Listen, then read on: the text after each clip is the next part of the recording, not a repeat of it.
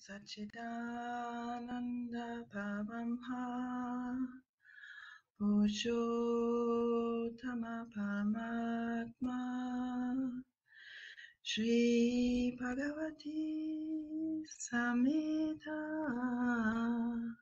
Shri Bhagavate Namaha.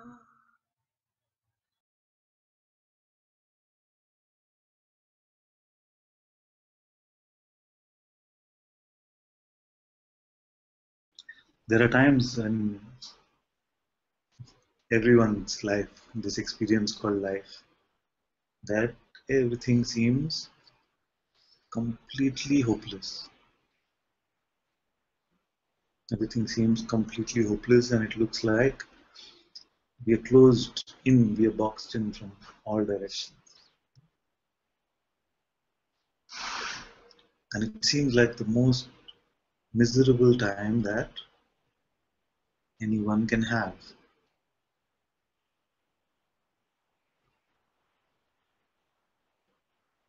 It seems like this, isn't it? That when you run out of moves, you don't know what to do, no one is accepting you, all these kind of things are happening.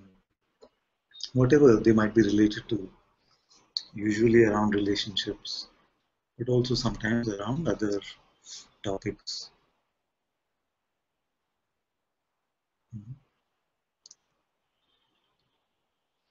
And it must be seen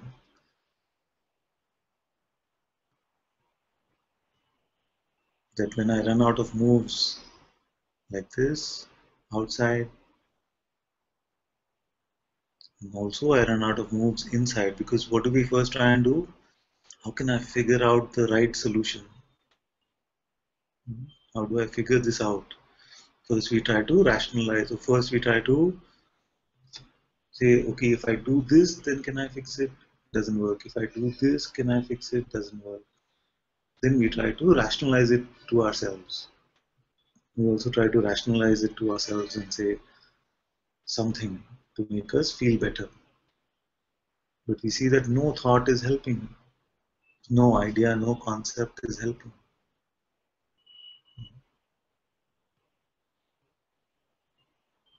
And it can seem like this is a terrible place to be. No action is helping, no thought is helping, all my emotions, sensations, all of them seem negative.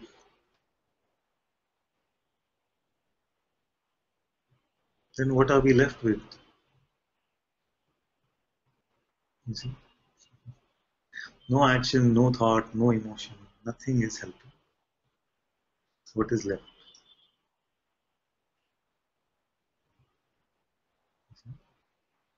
And that is why actually, although to the mind all of this sounded very terrible, it is the most auspicious thing to happen. Because we left our reliance on action, we left our reliance on thoughts, and we left our reliance on emotion or how we are feeling.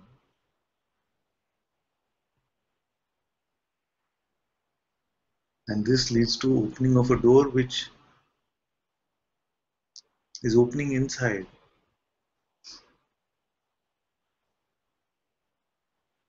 to this discovery, to finding out what is here prior to emotion, what is here prior to thought, what is here prior to outside action.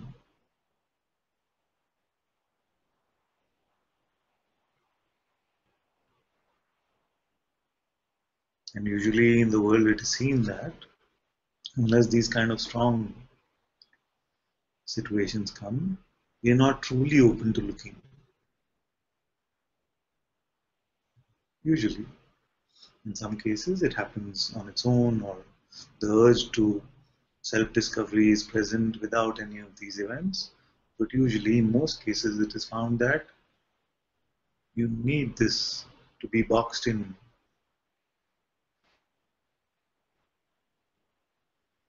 And to run out of moves, like my master says.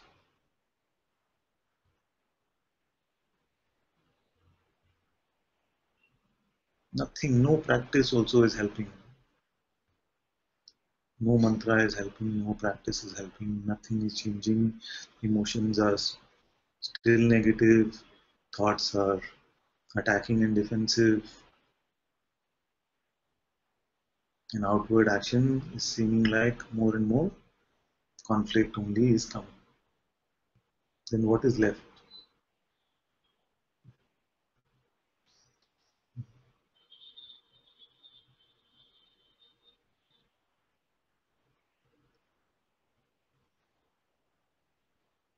This is the wonderful opportunity to discover that which is beyond all of this appearance. All of these appearances will come and go.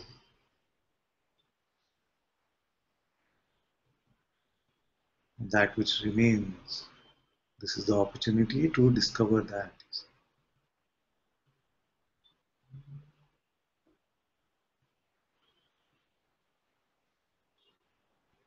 It's very beautiful because now we are not going to be satisfied just by some answer, some concept. Because we're saying, I'm done with it all. All spirituality, I've studied books, I've read the great masters and sages, and yet I'm here.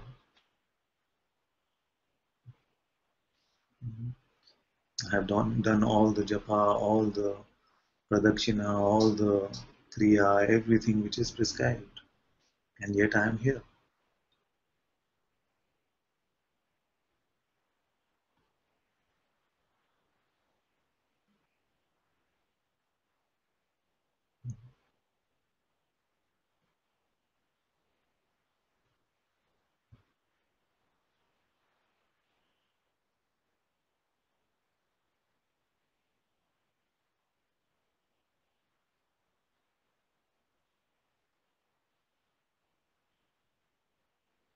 It's a beautiful opening. It's a beautiful opening. I know it's not easy to accept when we are going through this, but you will discover that you're getting gifts greater than any other gift.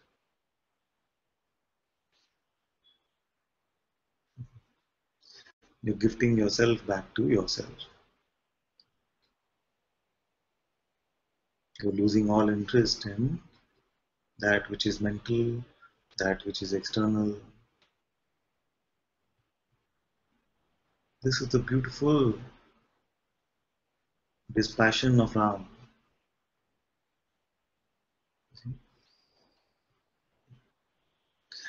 If some of you have read the Yoga Vashisht, you see that initially Ram is completely despondent, although he has everything.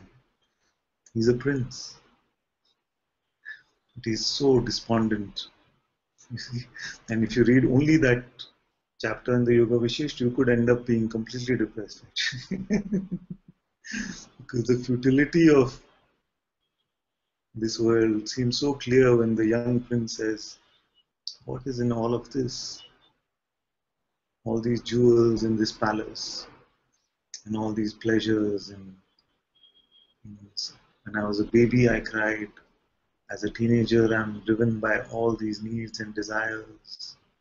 When I'm older, then I want more and more conquest. When I get older, I'm worried about this body is going. What is the point of all of this?"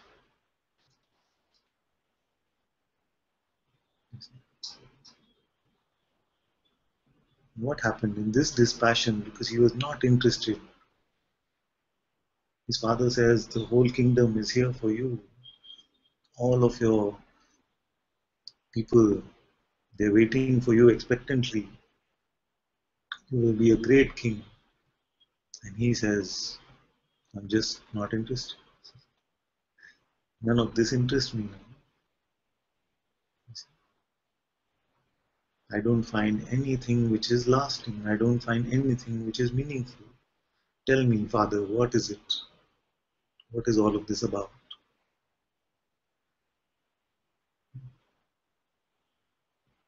And although it sounds like the story of a young prince long, many years ago, isn't it our story really?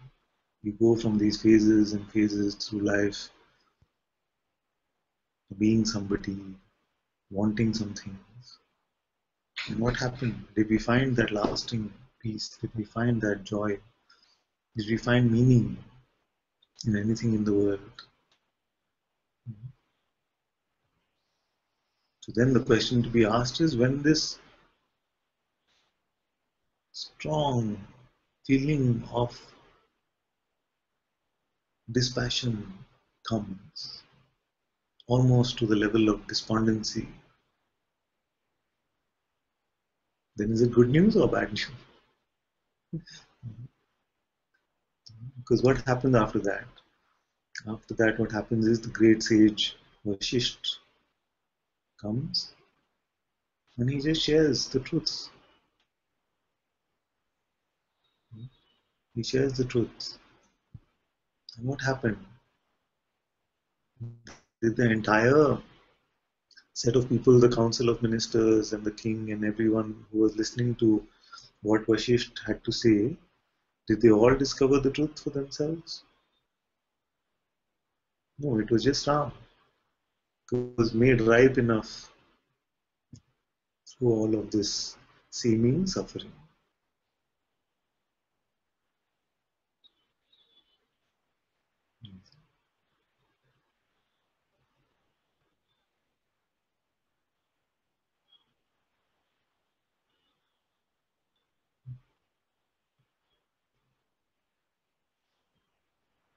So almost once a week, actually, someone will come and they say that I'm just stuck. I don't know what to do, where to go, what is going to happen.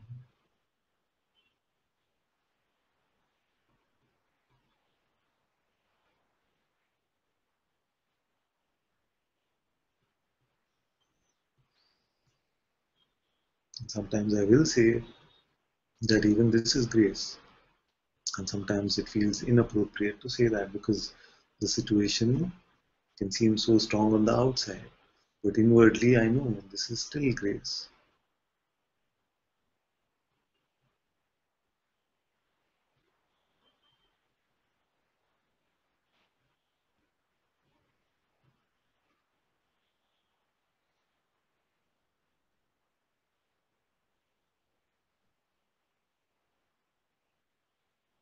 And it's a beautiful time.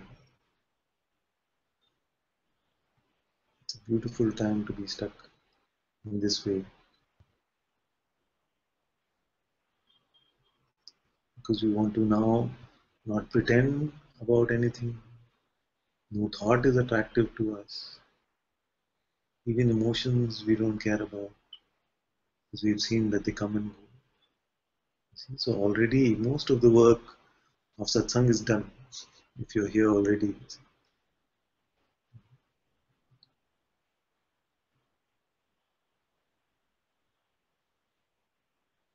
so not even words, not even pointing is required. Just to be in the presence, satsang will open out.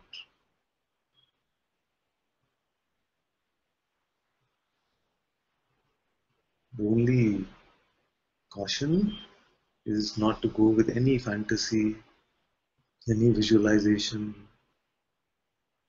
any ideas.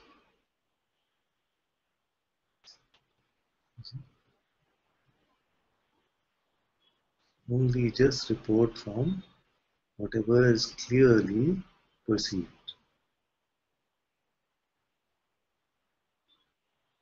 We make no visuals about anything at all.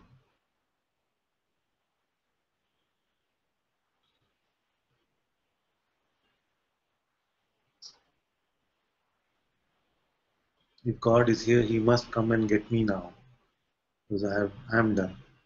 You see, like this it becomes.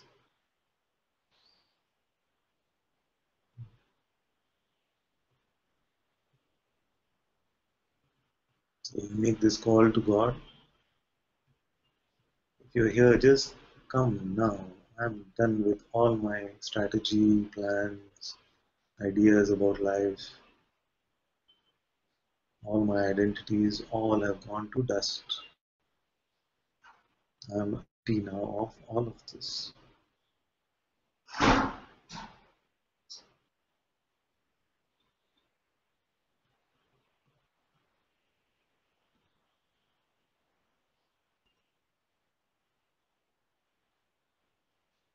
And then the master appears and he says, yes, God is here. Find out what is here.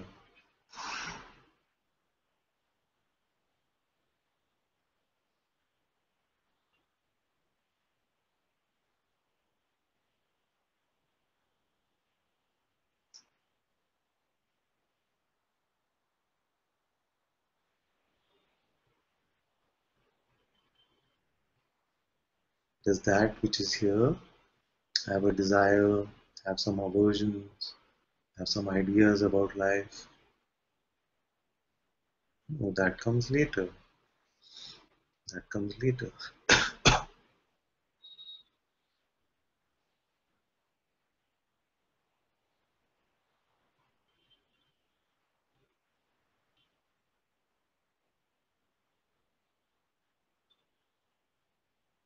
And we are not to give importance to the trickster, which comes and says all kinds of things.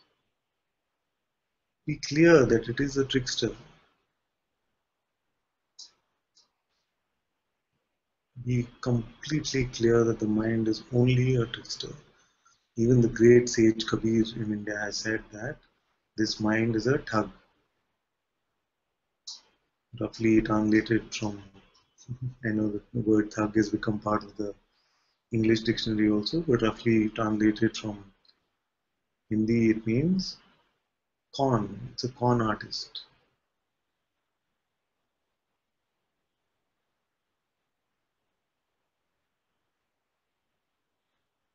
So now as you're discovering what is here already, don't go with any mental commentary about which is trying to interpret your discovery, which is trying to comment on what is being discovered or not.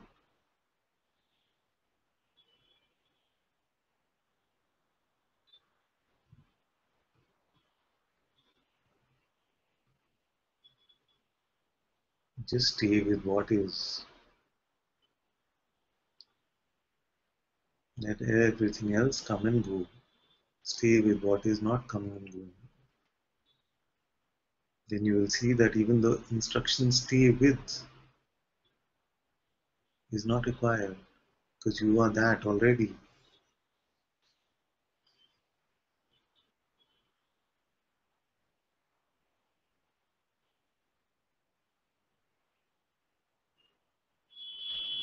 This body will come and go.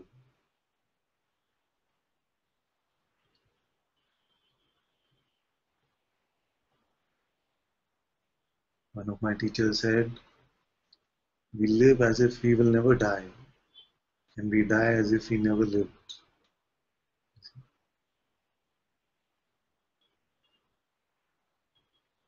To know that this body will come and go.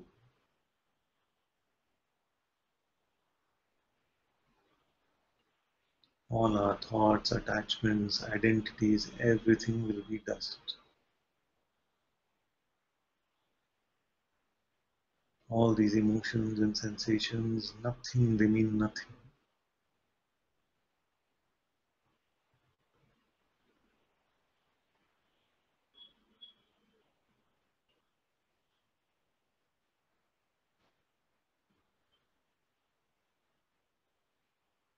Don't spend another instant on giving meaning and belief to all this which is completely meaningless.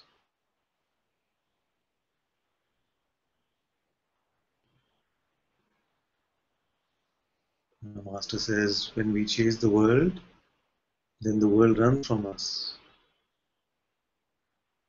And when we stop, then the world wants to come and kiss us.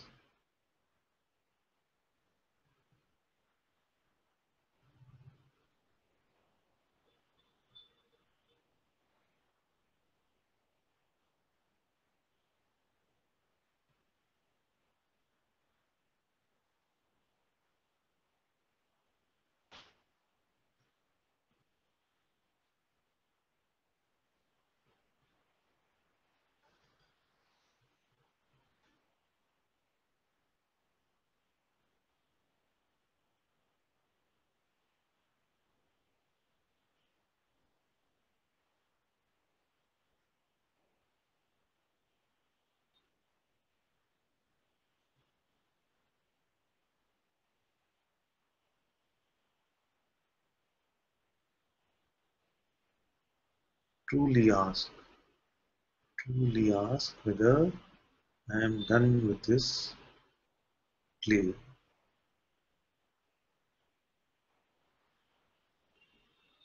And be completely honest with yourself, at least about the answer.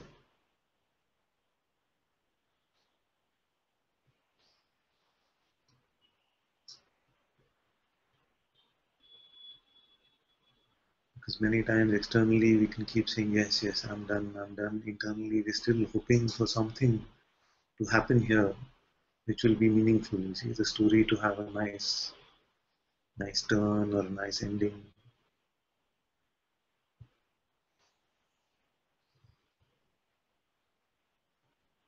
And if something still wants to play, then nothing can stop it. But at least then you will be clear that it is a play. Therefore, this contemplation is very important.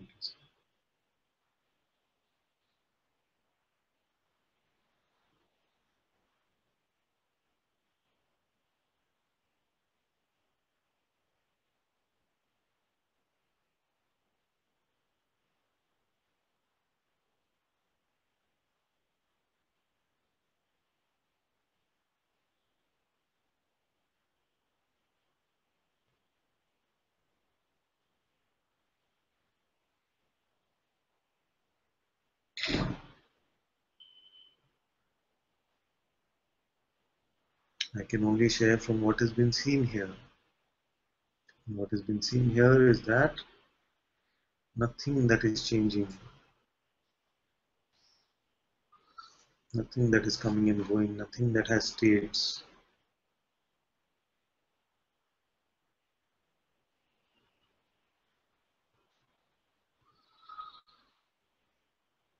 Has meaning for me now.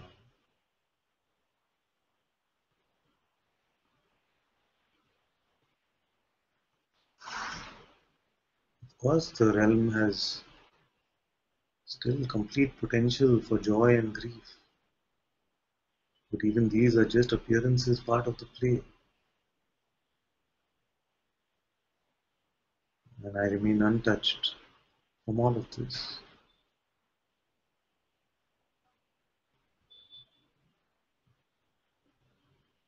I'm speaking as your voice now, your own inner voice.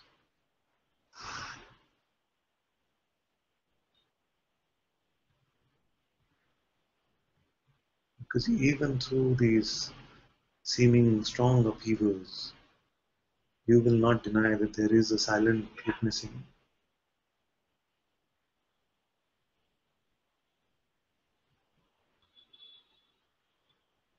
which is quietly just aware of all that is happening in front of it.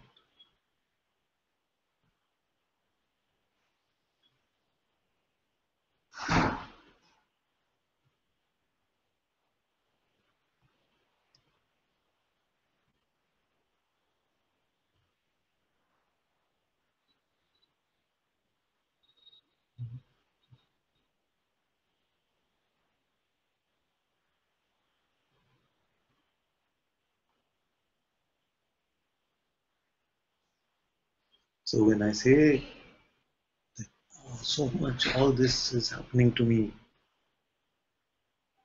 there is still the witnessing of it, isn't it? To which nothing is happening. No matter what the happening is, how strong it might seem,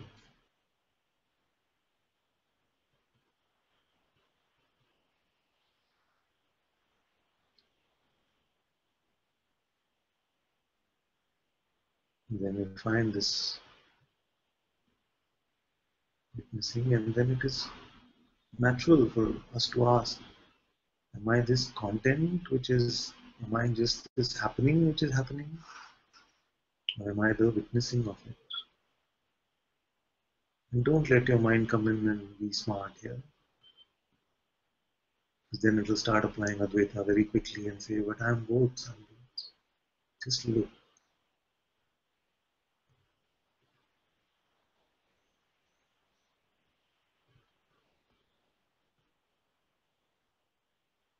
Am I that which is changing,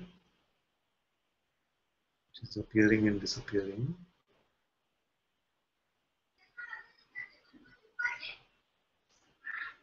Or am I that which is the unconcerned witnessing of this entire play?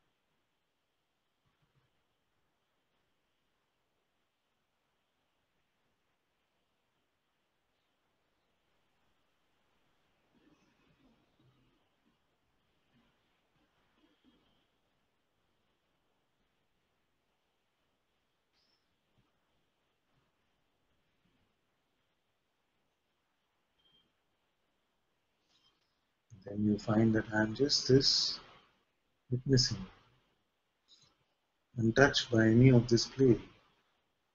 And then we can say that, yes, even this play is arising within me as me.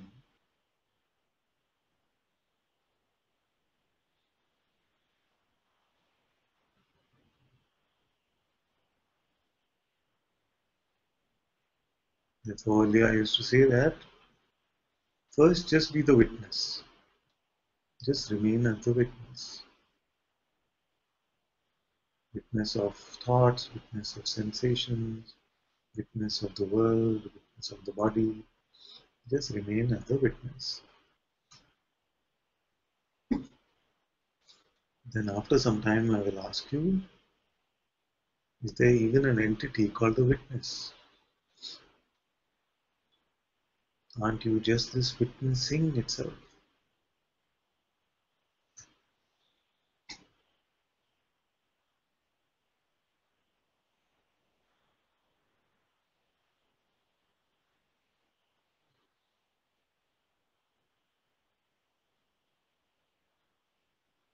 If there were some attributes to this entity, wouldn't those also be witnessed?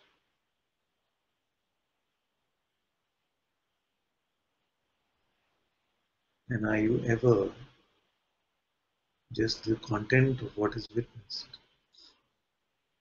Are you not primarily the witnessing itself, this awareness itself?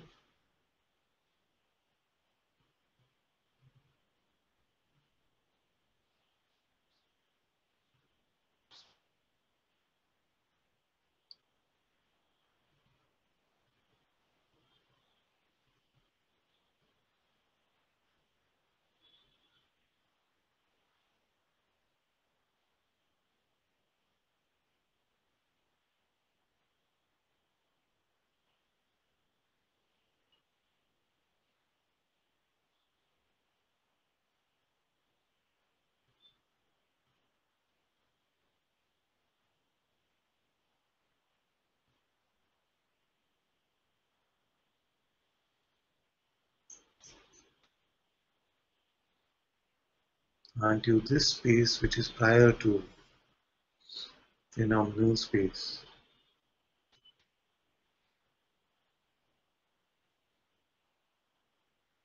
Are you touched by time?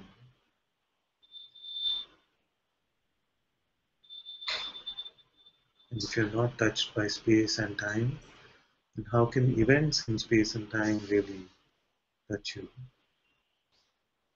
How can that which is born inside this space-time touch you if space and time itself are born inside you?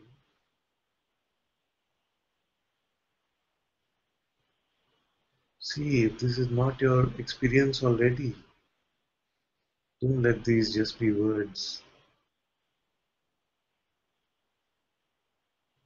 See that all that is arising is just a dance in front of you.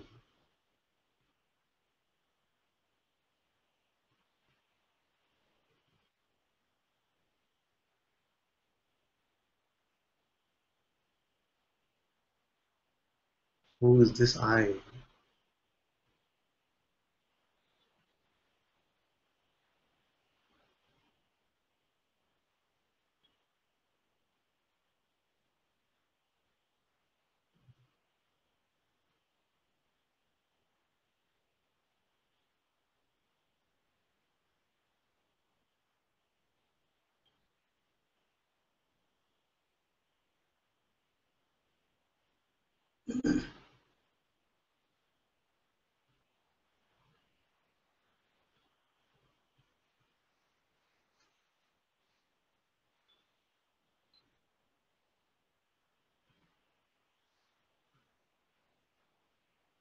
Can we not now leave aside everything that happens in space and time to the creator of space and time? Should it not really be his problem?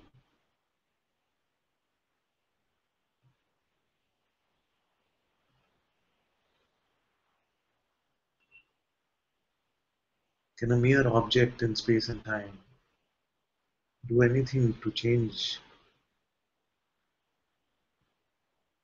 this realm of time and space?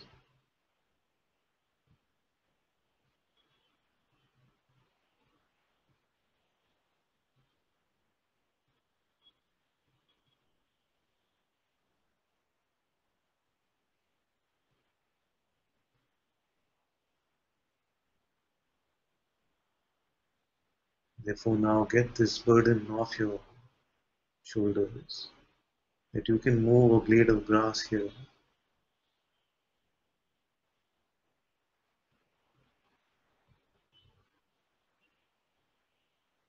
Rid yourself of this arrogance that any power you have.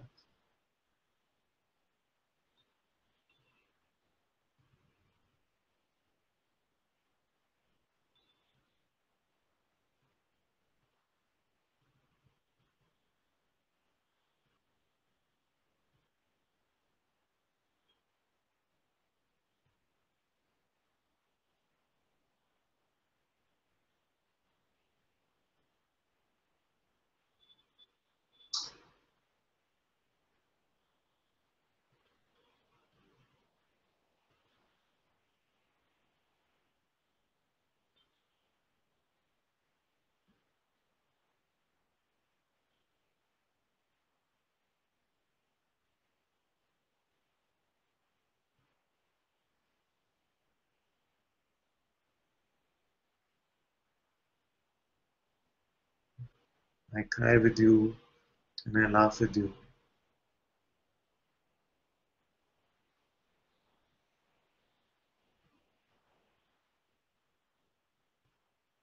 But it is never forgotten that all of this is just God's Leela.